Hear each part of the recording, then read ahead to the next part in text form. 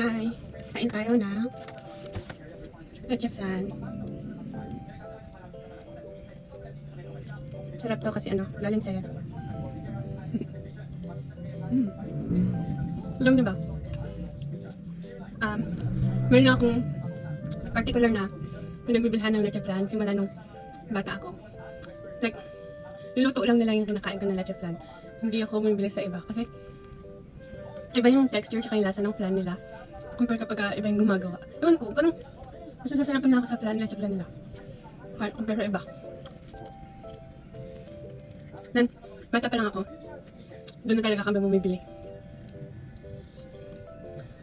Kaya hanggang ngayon, doon pa rin kami bumibili. Kasi alam ko yung difference ng lasa ng leche flan nila compare sa iba. Kaya alam ko kung doon talaga bumibili yung mama ko.